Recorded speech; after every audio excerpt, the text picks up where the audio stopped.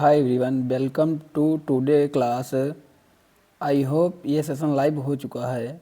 My name is Shiv Kumar Yadav. हम लोग यहाँ कंप्लीट साइंस के प्रीवियस ईयर के सभी सेट के एमसीक्यू करने वाले हैं। 2025 विज्ञान प्रश्न पत्र कोड दिया हुआ है 824 CJ, पूर्णांक 70 नंबर का है। आप लोग यहाँ पे अनुक्रमांक अपना लिख देंगे, अपना नाम लिख देंगे। समय 3 घंटे 15 मिनट। सामान्य निर्देश आप लोग ध्यानपूर्वक पढ़िएगा। प्रारंभ के 15 मिनट परीक्षार्थियों को प्रश्न पत्र पढ़ने के लिए निर्धारित हैं।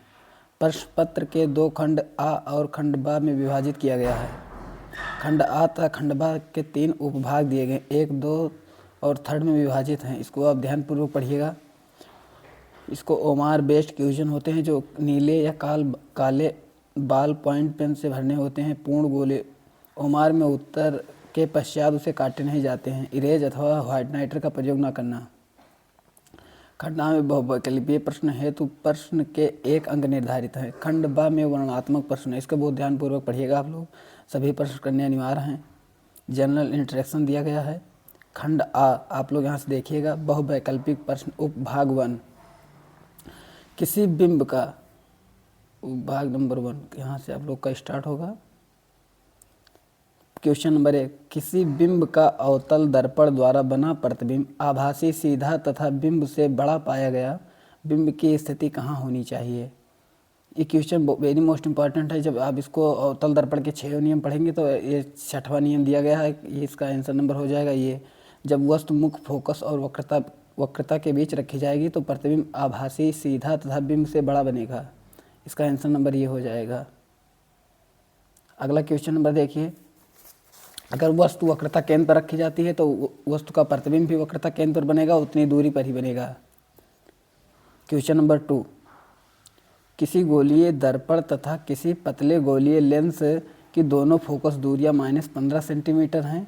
दर्पण तथा लेंस संभवतः होंगे। इस क्वेश्चन का आंसर भी ये हो जाएगा, दोनों अवतल होंगे। दोनों अवतल होंगे क्योंकि यह अक्षरों का बड़ा और स्पष्ट प्रतिबिंब बनाता है जिससे उन्हें आसानी से पढ़ा जा सकता है। किसी शब्दकोश में पाए गए छोटे अक्षरों को पढ़ते समय आप निम्न में से कौन सा लेंस का उपयोग करेंगे? आप निम्नलिखित में से कौन सा उपयोग उत्तर करेंगे? ऑप्शन नंबर ये 50 सेंटीमीटर फोकस दूरी का उत्तल लेंस, 50 सेंटीमीटर दूरी का अवतल लेंस। शब्दकोश में पढ़ने के लिए हम 10 सबसे कम फोकस दूरी के उत्तल लेंस का प्रयोग करेंगे। इसका ऑप्शन नंबर सी हो जाएगा। सी इसलिए हो जाएगा क्योंकि यह अक्षरों का बड़ा और स्पष्ट प्रतिबिंब बनाता है जिसे उन्हें आसानी से पढ़ा जा सकता है। क्वेश्चन नंबर अगला, मानव नेत्र जिस भाग पर किसी वस्तु का प्रतिबिंब बनाते हैं वह भाग कौन सा होता है? इसका वेरी मोस्ट इम्पॉर्टेंट है, इसका होता है दृष्टिपटल।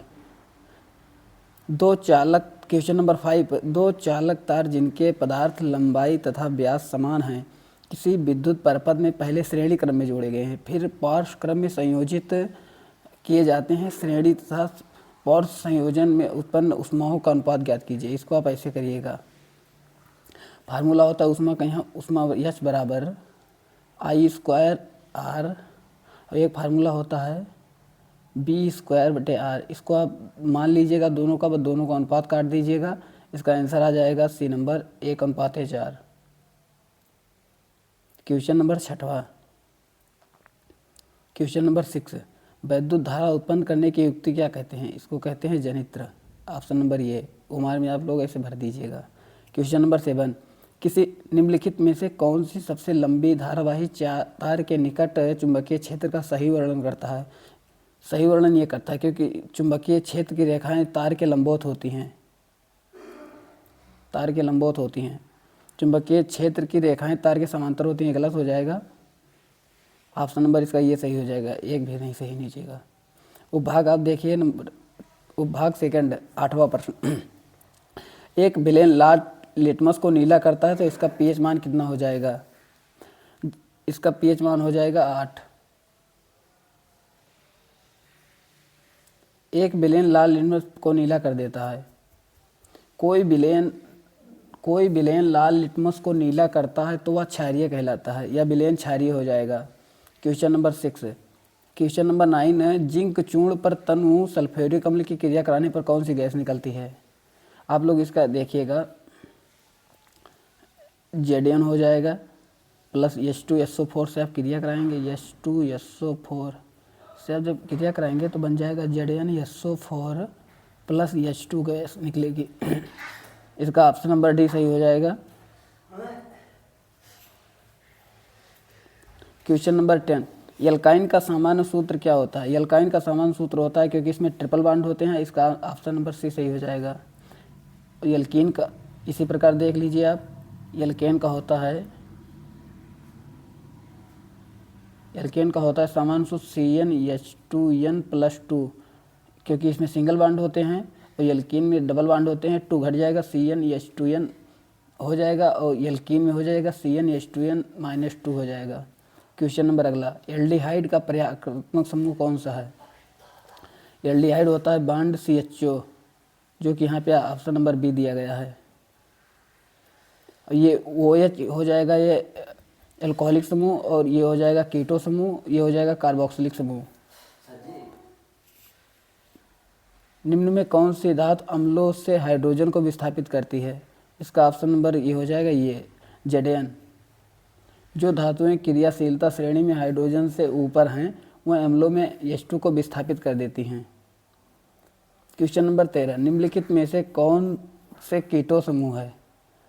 कीटो समूह डी दिया गया, CH3 bond CO bond CH3, ये हो जाएगा एल्डिहाइड समूह। ये भी हो जाएगा, CHO दिया गया है, ये कार्बोक्सिलिक समूह हो जाएगा। उपभाग नंबर 3, यहाँ से बायोलॉजी स्टार्ट हो जा रही है। क्वेश्चन नंबर 14, मानव में निम्न में कौन उत्सर्जन तंत्र से संबंधित है? उत्सर्जन तंत्र से संबंधित है वृक्क। अमाशय जो है वो पाचन तंत्र से संबंधित है। क्वेश्चन नंबर 15, श्वसन प्रक्रम के दौरान ग्लूकोज अणु का पायरुवेट अणु में विखंडन कहाँ पर होता है? ये होता है ऑप्शन नंबर बी, कोशिका द्रव्य में। कोशिका द्रव्य में होता है। श्वसन के दौरान ग्लूकोज का पायरुवेट में टूटना ग्लाइकोलाइसिस कहलाता है और यह क्रिया कोशिका द्रव्य में होती है। क्वेश्चन नंबर 16, जीवों में अपने कायिक भाग से नए जीव के निर्माण की क्षमता को क्या कहा जाता है? इसको कहा जाता है ऑप्शन नंबर सी, पुनरुद्भवन। यह अलैंगिक जनन होता है। क्वेश्चन नंबर 17, निम्न में से कौन बीजांड में प्रयुक्त होता है? ये आंसर नंबर हो जाएगा, बीज जो परिवर्तित होता है बीजांड से परिवर्तित होता है, आंसर नंबर ये। DNA का वह भाग जिसमें कोई प्रोटीन संश्लेषण के लिए सूचना कहलाता है वह क्या कहलाता है? Option number B, gene. आप लोग भर दीजिएगा। जीन ही आनुवांशिकता की कार्यात्मक इकाई होती है। क्वेश्चन नंबर 19, निम्न में से कौन एक कृत्रिम पारितंत्र का उदाहरण है? इसका ऑप्शन नंबर डी हो जाएगा, मानव निर्मित कृषि भूमि। क्वेश्चन नंबर 20, निम्न में कौन पादप हार्मोन्स हैं? सब पादप, ऑक्सिन जो है पादप हार्मोन्स है, जिबेरेलिन पादप हार्मोन्स है, साइटोकाइनिन पादप हार्मोन्स है, इसका ऑप्शन नंबर सी हो जाएगा, थायरॉक्सिन। आशा करता हूँ आप लोग को ये सेशन अच्छा लगा होगा। Thank you.